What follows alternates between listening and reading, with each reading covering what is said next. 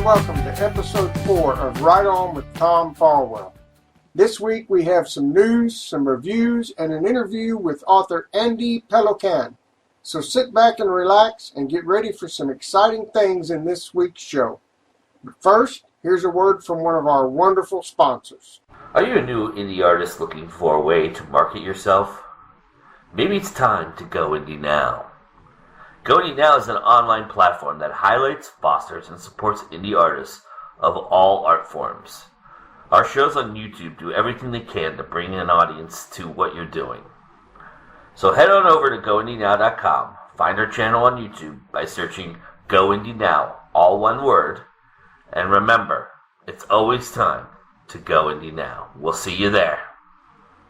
I'm pleased this week to announce a couple of new releases that also include my review for each book. Check these out. The Cota by Sunshine Somerville was just re-released on May 4th after wresting the book away from her old publisher. It is now available on Amazon, and it was in August of 2016 that I read the book, but I gave it 5 stars, and this is my review. I was totally engrossed in this book. Sometimes it felt like I was reading a comic book without the pictures. Other times it was pure science fiction at its best, and there were times I could see the fantasy influence. Whatever you might think, this is a solid and epic story for any sci-fi fan or superhero fan. The plot is well stated, the story progression is well paced, and there is plenty of action, drama, character development, and descriptive world building to enchant any reader.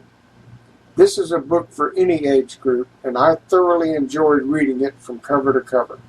The author's character names reminded me of my comic book days, yet the science fiction was evident all the way. The main characters are a bit like superheroes in a world full of supervillains, and the story of how these 4 Cota warriors develop and come together is a lot of fun to read. But the story doesn't stop there. It moves on with plenty of action-packed scenes of the heroes in action and has a wonderful conclusion that simply leaves you wanting more. I can't wait to read the other books in the series. The author excels at portraying characters you either love or hate, and I was drawn right into the story by the fantastic descriptions that tell enough, leaving just the right amount for your own imagination to fill in. Wonderful writing all around, 2 big thumbs up, and a highly recommended book for all. Just released last month is a new science fantasy saga from the award-winning author Patrick Hodges. The first book in the Wielders of Arantha series, Pawns, is Patrick's first foray into the realm of science fiction and fantasy. 700 years in the future, the Jeg, a powerful alien race, invade Earth, wiping out half the Terran Confederation. In a hidden base under the Sahara Desert, a team of scientists work to mount a resistance against the invaders.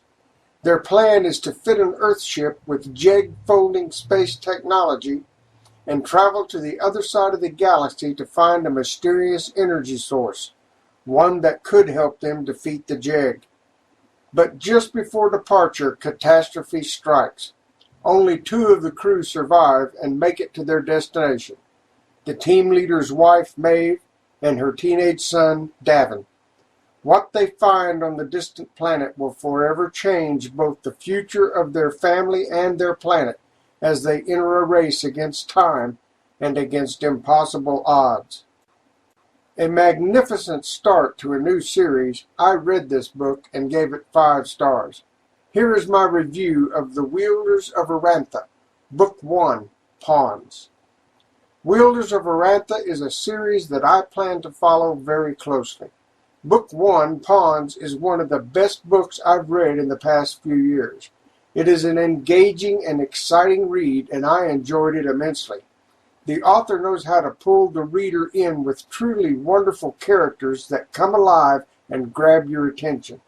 This is the author's strongest achievement, characters that I, as a reader, actually cared about. The action is done extremely well, not too much, not too little. It is intermixed with the story progression in a very balanced way, and when the action appears, it carries a well-written air of excitement and anticipation for what happens next. In fact, the entire story pulls the reader along for a magnificent and thrilling ride. I found it difficult to put down, and if I did, I was anticipating picking it back up again to read more. All in all, this is really a great book, full of all the things that make reading fun. A perfect blend of science and fantastical elements that puts it squarely in the science fantasy genre. I very much look forward to more of this series. The author has a fan, and I'm happy to say I've found a new favorite. If you love sci-fi, fantasy, or both, this is a book I believe you will enjoy tremendously. Now here's another review from Tracy Sanders and Reader's Review Room. This review can be found at readersreviewroom.com. It's for A Stranger Came Among Them by Donald Montano. I grew up with Westerns. My father watched them all the time, and that was our quality time many times throughout my childhood. So reading this book was a bit of a nostalgic experience for me. I was drawn to the rugged demeanor and description of the cowboys, and even more to the headstrong women who played them like a fiddle, just like in the Westerns. One of the most impressive things about this story was that there was never much of a lull. Every time I began to think there was a part that wasn't quite necessary and the story could have moved along without it, the author explained exactly why that piece was part of the puzzle. The sex scenes were well written and steamy, but not like contemporary romance. More fitting to that particular genre with the applicable terminology and everything. The gunfight scenes were just as exciting and described vividly enough for me to almost taste the blood on Samson's lip. It was really cool. Arlie, who is Samson's love interest, worked my nerves a few times with her stubbornness and evil ways, but she and I made amends at the end. The characters were well developed with personalities you either love to love or love to hate. They all played important roles to the story, and I found them fascinating. Although there were some issues of POV change throughout the story, it didn't really detract me from continuing to flip pages. I enjoyed every minute of this story and recommend it to anyone who enjoys a good Western romance. Heavy on the Western, light on the romance.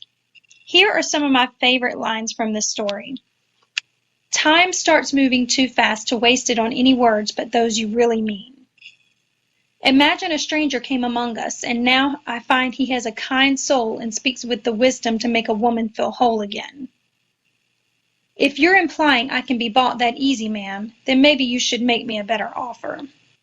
And my final favorite line was, and then her gossamer wings melted and she fell back to earth into a dark abyss that sucked her toward the center of the earth to be submersed in a kind of primal ooze. This was my absolute favorite line, and it was talking about her reaction during the particular sex scene. And I just thought it was amazing that this author did not have to use the modern terminology to be able to get his point across. He related it to the genre very well. I highly recommend this book, A Stranger Came Among Them, by Donald Montano.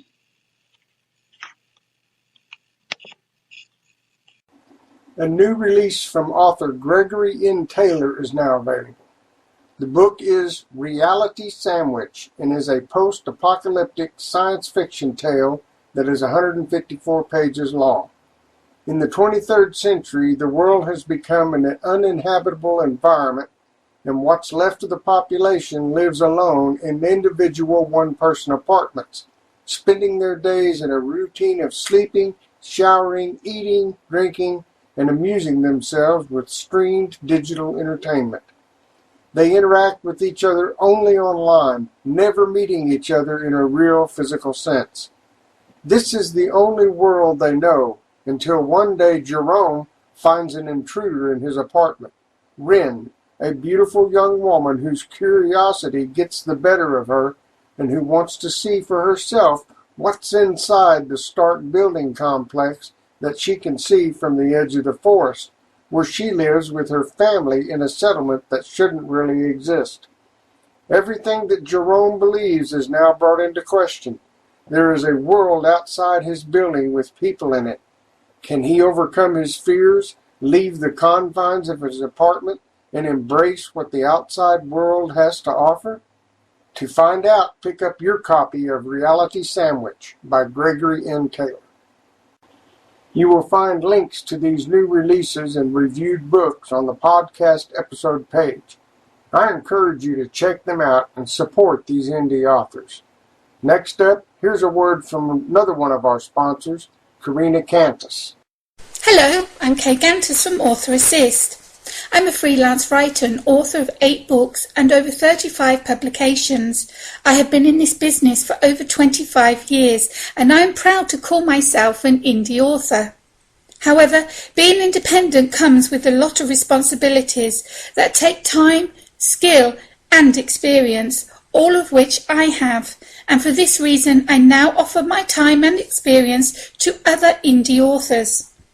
My services include, but are not limited to, virtual assistance, social media consultancy, marketing and promotional management, blog tours, event and party hosting, setting up and the promotion of Head Talker and Thunderclap campaigns, branding, logo design, narration, book trailers, newsletter and sign-ups, bookmark design, teaser and banner design packages. All permanent positions and services come with regular updates via video meetings or phone calls. Even when our arrangement has ended, I'm always around to give advice and answer any questions that the author has. If any of these services interest you and you'd like to discuss them further, then please get in touch with me via Facebook at Kgantus Author Assist or email kgantusauthораssist@gmail.com. Samples and testimonials are available on request. I look forward to chatting with you. Today I have with me Andy Peloquin, and I'm probably not saying that right, and I think he's going to tell us the correct way to say it, but that's no surprise for me. Nobody pronounces my name right anyway either. But he's got a series of books, The Last Bucellari, and I think he's starting another series, Queen of Thieves. So without further ado, let me introduce you to Andy. And Andy, say hello and tell us a little about yourself. Hey, Tom. Thanks so much for having me. The name actually is technically pronounced Peloquin. It's French-Canadian. But so I don't sound like a douchebag, I just say Peloquin. It's easier to pronounce that way. And I am a dark fantasy author. I get to write all the fun stuff in fantasy. The Last Bucellari series is my original series, follows a half-demon assassin known only as the Hunter. So it's a fun series to write because I get to write this total badass who's stronger, faster, more skilled than the people that he faces, the humans that he fights. But an interesting thing about this character is that he has this dagger that is an heirloom from his ancestors, and it's a voice in his head, and the voice is driving him to kill. So he's become an assassin sort of as a coping mechanism for this psychological and biological imperative, this drive to kill. Mm. And so it's like schizoaffective disorder, but in a fantasy setting. It's a really interesting way to go. I was super excited when I realized that I could do that with this character. What inspired you to write this type of character? Well, 2 things. It originally was created as a graphic novel, so it's a very visual book. Everything is very colorful and bright and big and epic, but it's a story about an assassin, and I've always loved the assassin characters in novels. You know, they come in to kill the king or the hero, and I wanted to write a story about the assassin. So making this character somehow better than everybody else, making him the boogeyman of his city, was a lot of fun. And I got the idea for the half-demon thing from just some silly game that I was playing, some iPad game. And I was looking at all these demons, and I was like, oh, wow, this would be a really fun antagonist to have. So some of the antagonists from the series are demons, actual monsters that call themselves demons or that are called demons. And then the psychological side of things, I watched Criminal Minds, and one of the episodes of Criminal Minds was this character who kills to silence the voice of his father. His very strict father always disapproves of him, so he kills to sort of shut this voice in his head up. And it was just so perfect because I had this dagger that was linked to his his heritage. And so it's literally like his demonic ancestor, his own inner demon, so to speak, with this voice that drives him to kill. And it just fell into place so nicely, and I had to run with it. Well, is he both the? I mean, he's the main character, right? Yeah. Is he the antagonist and protagonist? In a way, he's definitely the theme for this character comes from a Five Finger Death Punch song that says, "I'm on the wrong side of heaven and the righteous side of hell." So that's exactly the line that I walk with this character. He's never the hero, and he's never the villain. He does villainous things. He does heroic things, and everything about him is just right down that fine line. That kind of fits right in with Elric of Melniboné.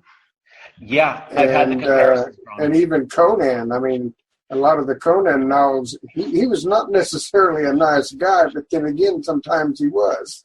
Yeah, I loved the Conan series. They were actually my first introduction to fantasy. So this Queen of Thieves, you started a new series. Is there going to be more in the Last Bucellari, or is that done? No, I just published the third book of 6. I will have the 4th book done within the next few months and submitted to the publisher for a early 2018 release. And the Queen of Thieves series will be 3 books. The next one's coming out July 18th, and the third and final book on January 18th as well. And they're both set in the same world. So one of the characters, the hunter, pretends to be, he wears disguises to hide his identity. One of the characters he pretends to be comes from this other city, sort of like a sister city. And so the Queen of Thieves series is set in that sister city. And there's a lot of crossover between the characters and the stories. They actually mention the hunter a few times in the Queen of Thieves series. And some of the antagonists from Blade of the Destroyer show up in that series.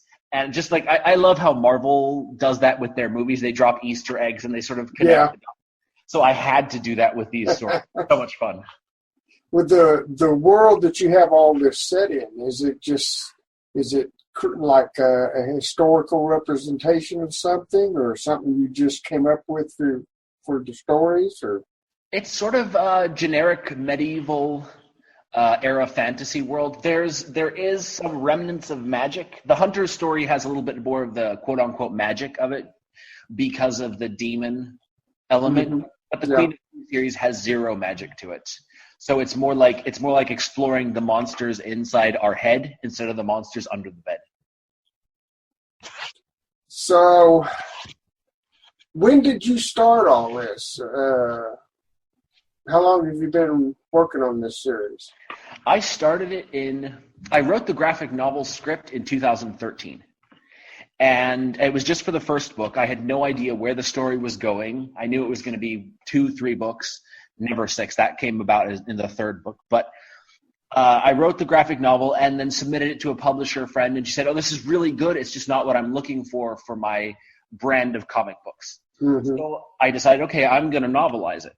And the novel Blade of the Destroyer, the first one in the series, was just published in August 2015. So a little over a year and a half ago. Had you done comic scripts before? Or? Yeah, nothing published as of yet, but I'd written a couple of scripts. All right. So, in your writing, are you pretty much a plotter or a pantser, or a little of both? I would have to say I'm more of a plotter. More than anything else, I have to understand the characters. Yeah. So, like, I'll do research on the motivations for the characters, what drives them, all of that. Sort of the psychological aspects more than the social or financial. You know, like a lot of people, they draft the 50 questions for their character that defines them. I don't really do that. I just figure out, okay, what does my character want? What are they going to do to get it? And once I understand that, both the antagonists and the protagonists, then I can sit down and write the story with a general outline and let things evolve. Mm-hmm. So more plotting than pantsing, but plenty of space for pantsing. Like I'll leave a little note in my outline saying, insert plot twist here. And as I'm writing it, the plot twist will just spring to my mind. Do you find the characters kind of tell you what to write sometimes? Sometimes. It's more, I know the purpose of each scene. Yeah. So I'll sit down knowing what I'm going to do in that scene. And then sometimes the characters will surprise me and throw me something out of left field. And then I think, okay, what is this? What am I doing there? And adapting the story. And it's always worked out for the best. Yeah. But I have a purpose for each of the scenes that I write so that it forwards the story instead of just being, word count. Now, I know some people like me, we think of our books as like a movie and think about it scene to scene. And it sounds like you do the same, but that's probably from scripting for a comic book, right? I guess. I mean, I did start out comic book scripting, but I've just learned to make the novels as compact and streamlined as possible. Each scene needs to serve a purpose, and if the scene doesn't serve any purpose, cut it or pare it down to as little information as possible. Mm-hmm. So I go into it with that mindset of what am I doing in this scene? Even if it's just one sentence in the whole scene that furthers a plot or adds a hook or is vital for a plot twist further down the line, then I'll leave it. Mm-hmm. So did you look at other avenues for publishing, or did you decide to go straight into indie publishing? I did self-publish a novel first, a completely unrelated fantasy, science fiction, historical novel set in Atlantis. I had a ton of fun writing that one. That was my very first novel. It sort of gave me the confidence to work, but it also taught me that self-publishing at the time wasn't the route for me to take because I needed to learn more about crafting a good novel and all the editing process and things like that. So since completing Blade of the Destroyer in November of 2014, I've just opted to work with publishers for both of these series, The Queen of Thieves and The Last Pew Solari. But now that I've advanced, I feel I've made progress as a writer, I can consider self-publishing novels because I have more understanding of not only the crafting of a good novel, but then also how an editor should work, how to do all the marketing. Like every other author, I'm just scratching the surface of the marketing, but I have a little bit more confidence.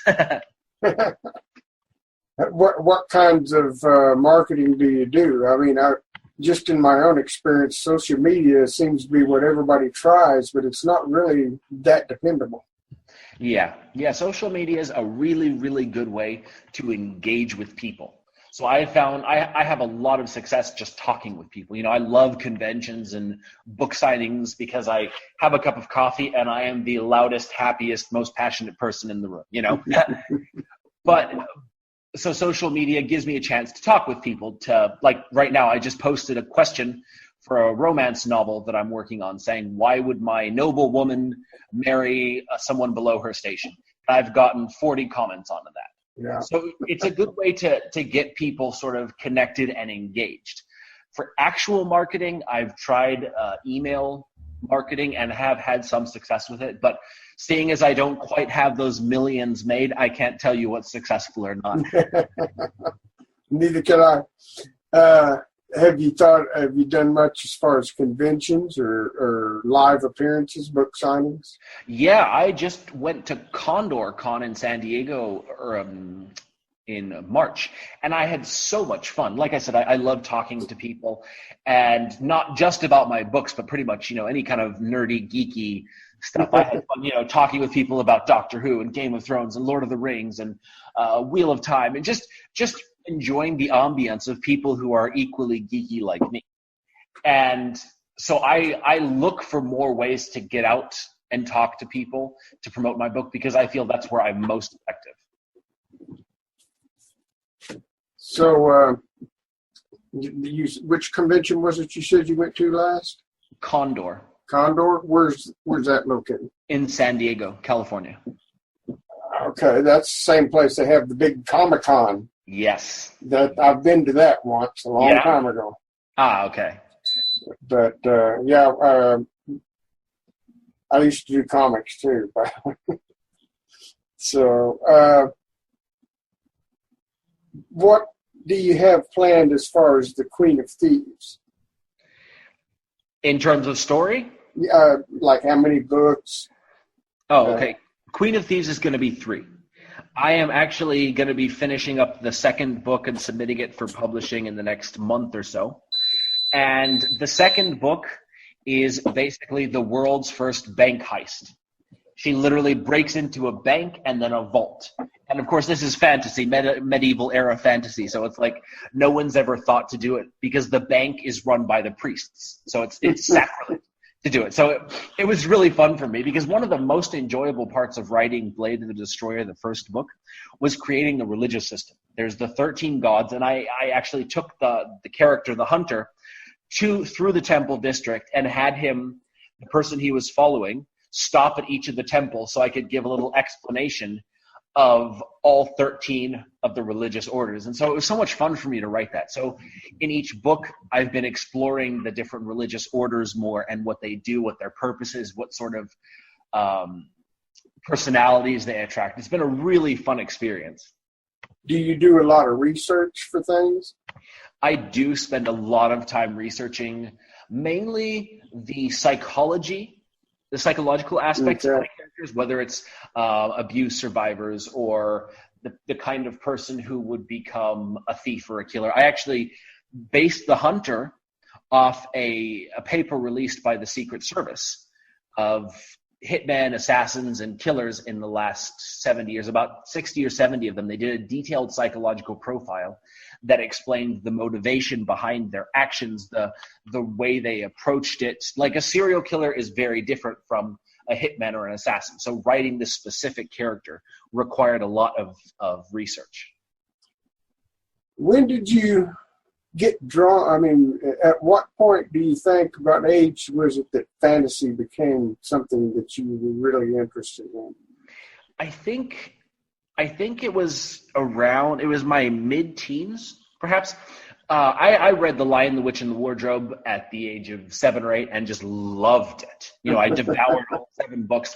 I think I read it 5 or 10 times in a year because it was the only fantasy novel that I had.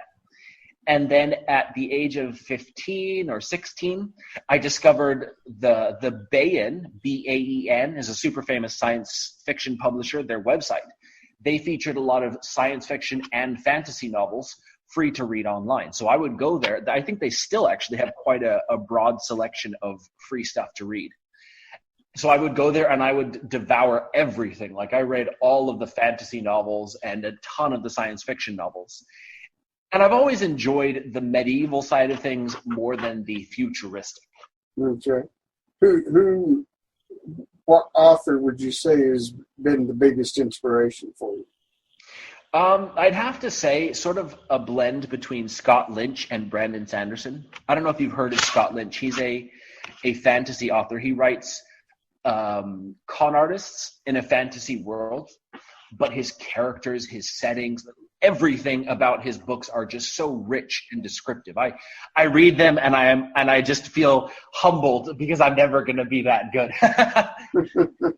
And then Brandon Sanderson, his approach to every story is so professional. He approaches it with the mindset of telling a great story and building a great world and having scientifically constructed magic system and everything about his stories, I feel, especially his more recent works, are very professional. And of course they're amazing stories, but the works are just so well written that's what in a way I want people to say that about me, that this guy, he does a lot of research. He makes sure that his books are correct. And of course the stories are awesome. What is it what has probably been the biggest compliment you've received that affected you the most since you started writing your novels? I think the highest compliment I've ever gotten was, I hate you because I got 2 hours of sleep last night and I was awake until 4 o'clock reading. For me, that's the highest compliment when I have authors or readers say, I couldn't put your book down. Yeah.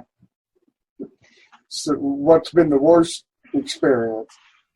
I've gotten the obligatory troll reviews. I think I got a couple of 1-star, 2-star reviews where one of the guys just couldn't believe that iron was this half demon character's weakness. Like that was the hill he chose to die on. I know what you mean.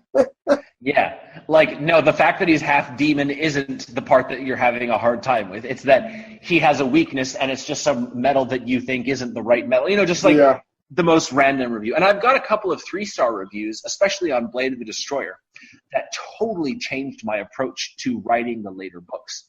The person who read the novel, he put this 3-star review and it was very detailed. He gave specific things that he didn't like, things that were done poorly, grammar errors, punctuation, things like that, and pointed it out in a very straightforward, not an attacking sort of way, but just a critique. And I read that, and it shifted my approach to writing the story, because instead of focusing so much on just constructing a great story, it was about building the complete novel. You've got the various hooks, the structure, all of that to make it as complete and as professional as possible. Mm-hmm. So you do read your reviews and take them very seriously. Oh, I read every review. I'll check my Amazon page a couple of times a week, and if I see a new review, I'll scroll down and read it. And not so I can feel better about myself, so that if someone says something like, "Oh, this book was focused too much on this element," then I'll give that thought and say, okay, did I focus on that on purpose, or was it just that I didn't understand it, so I spent too much time in adding it in there for my own information's sake? Just really trying to improve each book with each new review. Yeah.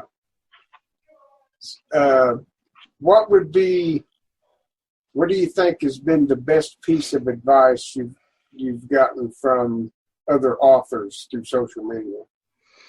Wow, I've gotten so much amazing advice. The indie author community, people are so helpful. They're so willing to offer advice and feedback. A couple of authors I go to with my marketing questions, and they're a few steps ahead of me on this journey, but they're so willing to offer whatever kind of advice or answer my questions. And so I don't know if I could trim it down to just one piece of advice, but I was for writing the second book of the Queen of Thieves series, I was really sort of stressing about the romance angle that I was going to put in.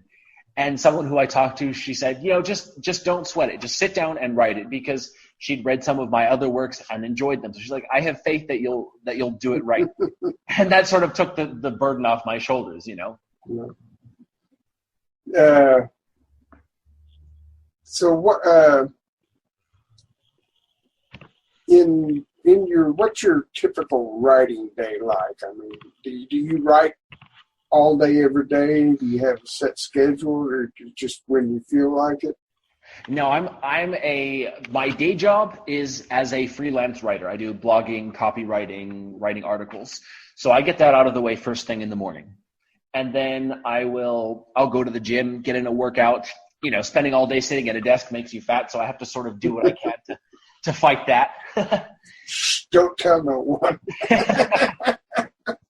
That's why we're not using video right now. No.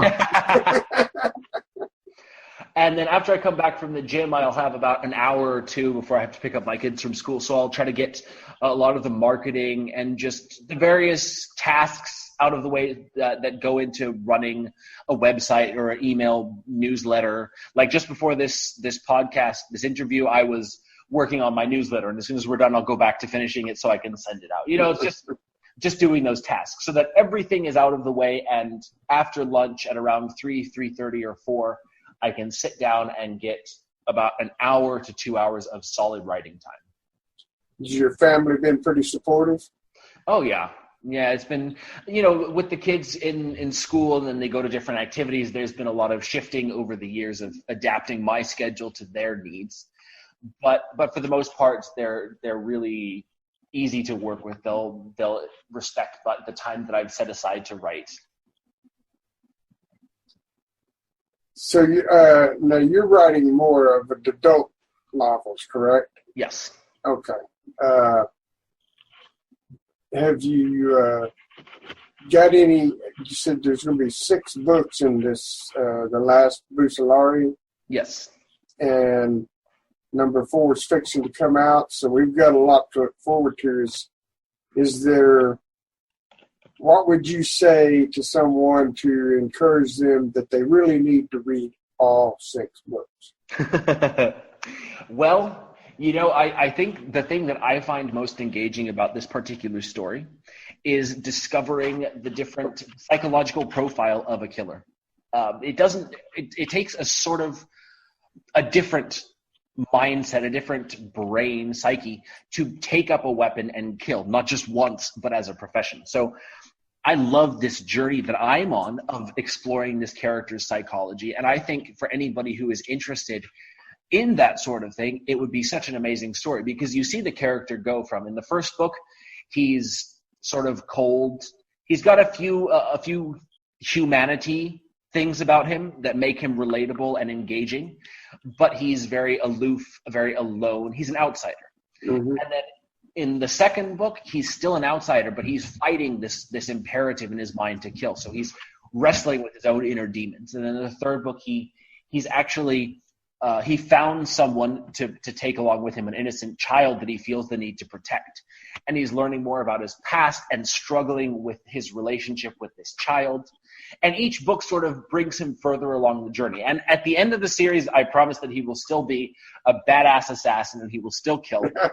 But there will be, he will have changed for the better.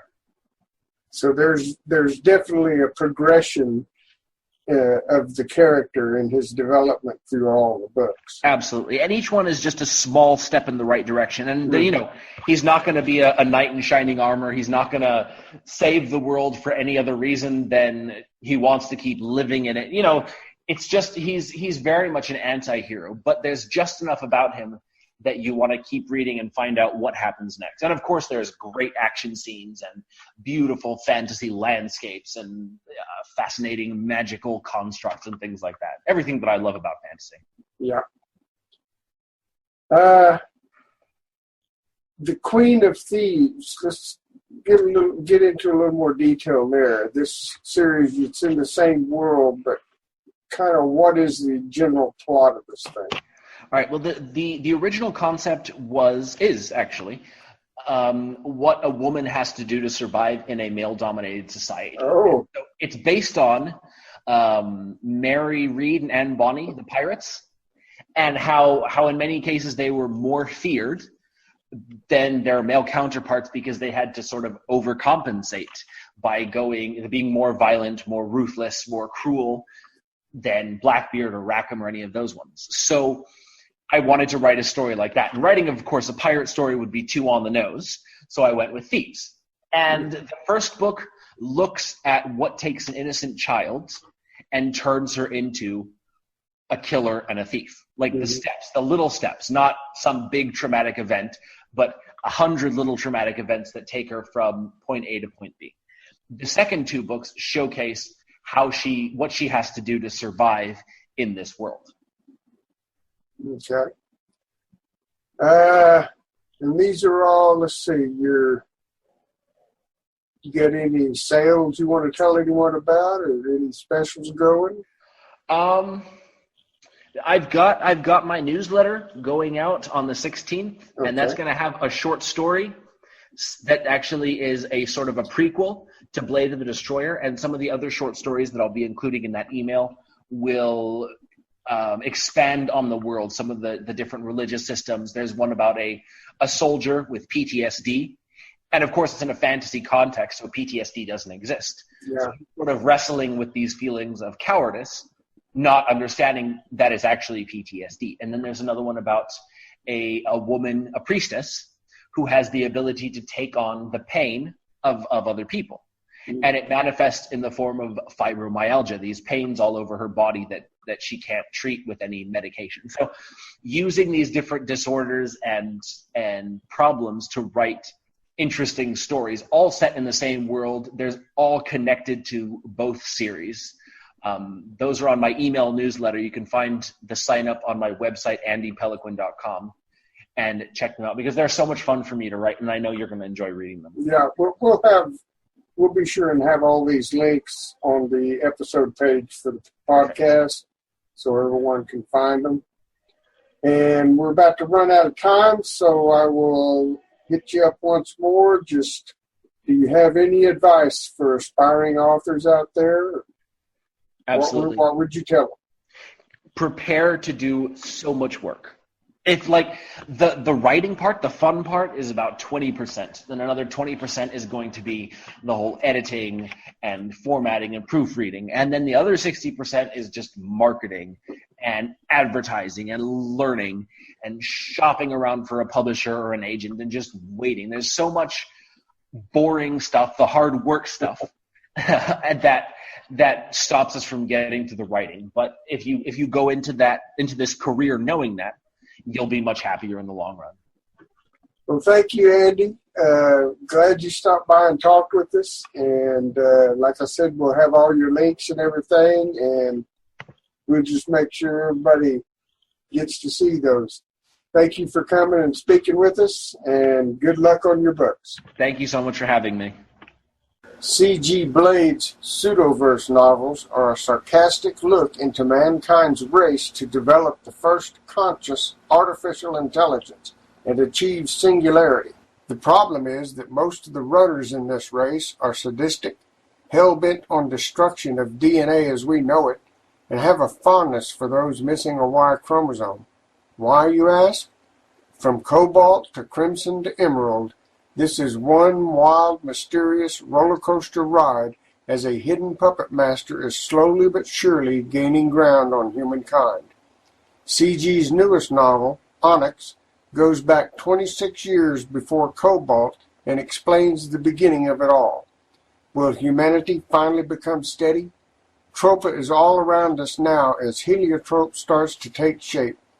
We hope you enjoy this little slice of science fiction heaven which fuses historical science fiction, satire, horror, and plenty of hidden Easter eggs along the way. Join us in liberating the pseudos from Pseudosynth Press Publishing. Well, that's all we have time for today, but I want to encourage everyone out there, if you have a new book coming out, if you have a new event happening, anything that would be of interest to the indie author community, I encourage you to contact me so that I can get that information in my podcast. It would be great to be able to announce stuff for you and help support you in any way that we can. Until next time, I hope you'll follow our podcast each week. We will see you for the next episode of Right On with Tom Fallwell.